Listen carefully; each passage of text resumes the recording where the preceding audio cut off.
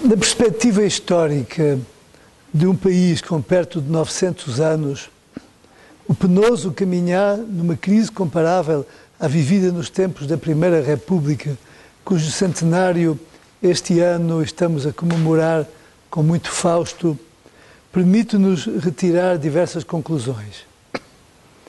Comecemos pela curiosa circunstância da República fundada pela força que derrubou um regime democrático em 1910, nunca até aos nossos dias haver sido legitimada pelo voto popular. Significativo é também o facto de o regime republicano, nas suas várias expressões, não ter tido capacidade para resolver nenhum dos problemas de que acusava a monarquia e também de que as democracias mais desenvolvidas e estáveis da Europa serem monarquias. As nossas três repúblicas do século XX nasceram de golpes militares, após os quais os novos governantes se esforçaram por reorganizar a sociedade, chegando à situação que hoje vivemos. Como herdeiro dos reis de Portugal, eu represento um outro princípio, o princípio da liberdade e não o da coação pelas revoluções militares. Chegou a hora de a sociedade poder livremente dizer que Estado é que quer. Em vários reinos do norte da Europa, ouvi destacados dirigentes políticos dizerem: a nossa República é garantida pelo rei. O rei é o melhor defensor da nossa República. Deixo aqui uma mensagem aos monárquicos convictos, que hoje são uma minoria, mas que, segundo as sondagens, serão a maioria num futuro que se aproxima.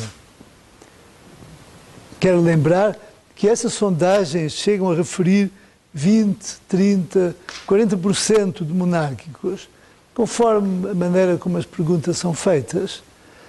Percentagens tanto mais valiosas quanto resultam da escolha de pessoas livres, não condicionadas por máquinas de propaganda ou por interesses partidários.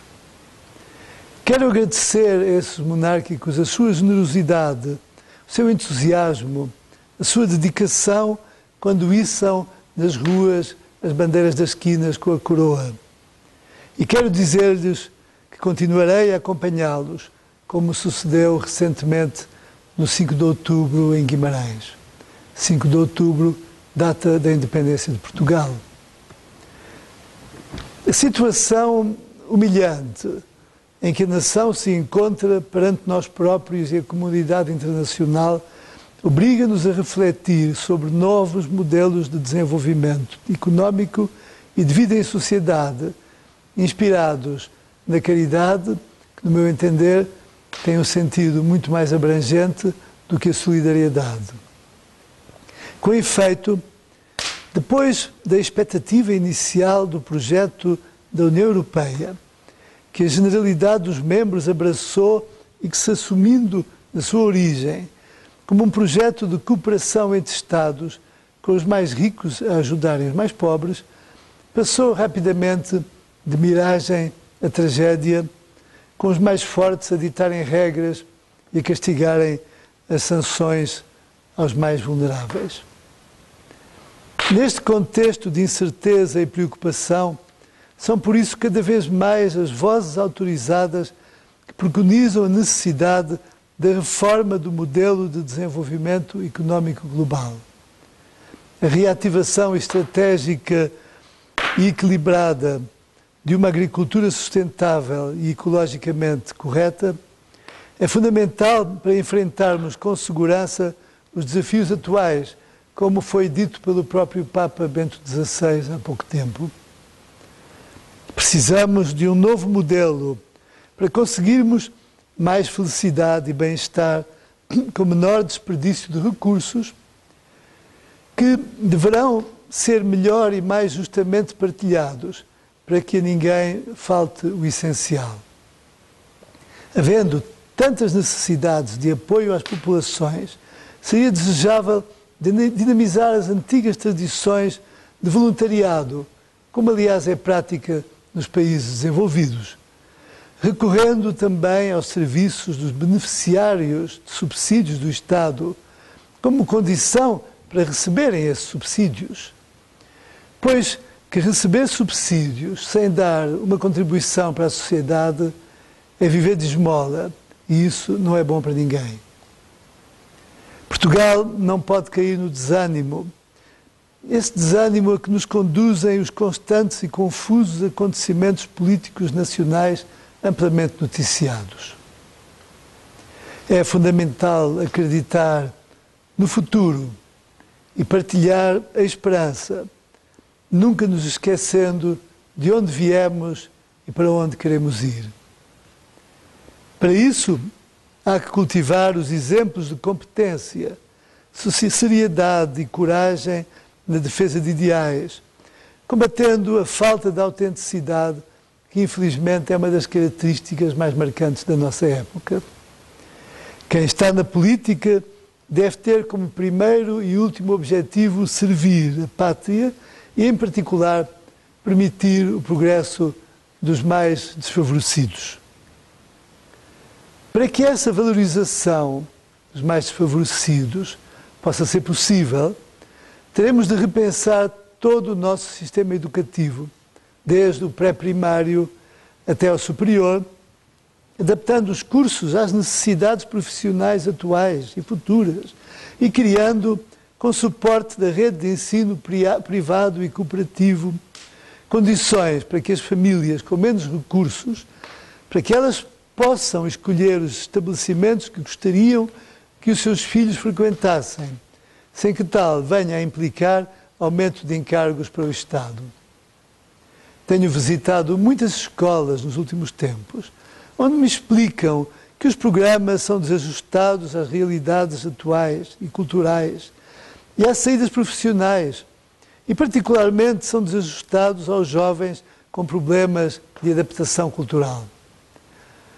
O cheque ensino seria uma solução para estes problemas, permitindo às famílias escolher a oferta escolar mais adaptada às necessidades dos seus filhos, evitando a discriminação económica atualmente vigente e promovendo a qualidade do ensino através de uma saudável concorrência entre as escolas. Só desta forma conseguiremos melhorar efetivamente o nível médio cultural, académico e profissional da população, com vista ao progressivo desenvolvimento e engrandecimento do país e não com fins especialmente estatísticos. Na sua longa história, Portugal foi grande quando se lhe depararam desafios que envolveram projetos galvanizadores da verdadeira dimensão nacional. Nessas alturas, os portugueses sempre souberam responder com coragem, com criatividade e com imaginação.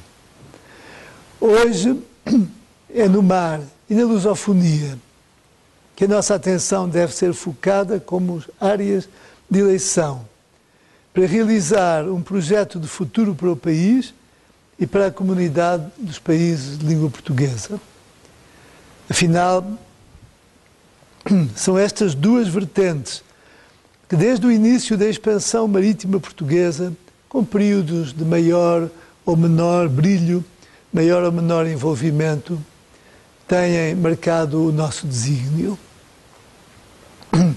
O prestigiado professor e político suíço Jean Ziegler, meu professor em Genebra, ensinava-nos que existem dois caminhos para desenvolver os povos. O primeiro começava pela educação profissional, académica e moral da população, que iria depois desenvolver economicamente o país e conduzi-lo ao enriquecimento. O segundo caminho consistia em injetar dinheiro estrangeiro na economia. Os governantes criariam grandes infraestruturas, enriquecendo-se alguns deles no processo, e a população compraria bens de consumo importados, enriquecendo o comércio. Mas, no fim, essa nação estaria endividada, a classe média empobrecida, porque as capacidades de produção teriam diminuído. Infelizmente, é esta a nossa realidade atual.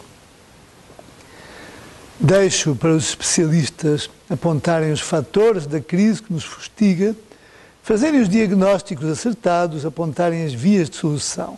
Mas não posso deixar de dizer que é urgente arrepiarmos o caminho que nos trouxe à gravíssima crise económica e financeira que atravessamos, como venho denunciando já há muitos anos.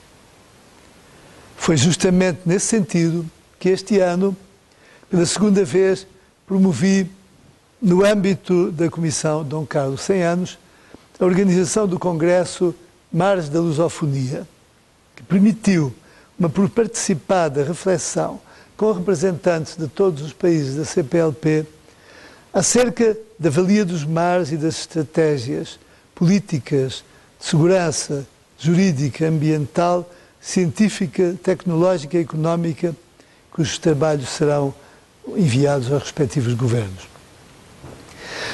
A intensificação do intercâmbio de conhecimentos da sociedade civil e o fortalecimento das relações afetivas entre os nossos países contribuirá decisivamente para a supressão das barreiras que ainda nos dividem. Recentemente, visitei o Brasil, pátria de minha mãe, que era trisneta de Dom Pedro I, conhecido em Portugal como Dom Pedro IV, onde tive a feliz oportunidade de, em Brasília, encontrar-me com governantes e depois mandar os meus sinceros votos de sucesso à presidenta eleita Dilma Rousseff. Percebi que lá existe uma grande abertura à ideia de uma futura confederação dos Estados lusófonos, que muito beneficiaria todos os Estados participantes e cuja adesão em nada comprometeria as alianças regionais hoje existentes. O facto do Reino Unido ser fundador da Commonwealth, ao contrário, enriqueceu na sua presença na União Europeia. Também Angola vai evoluir em breve para uma grande potência económica e lá hoje já trabalham milhares de portugueses que têm emigrado e têm sido bem recebidos.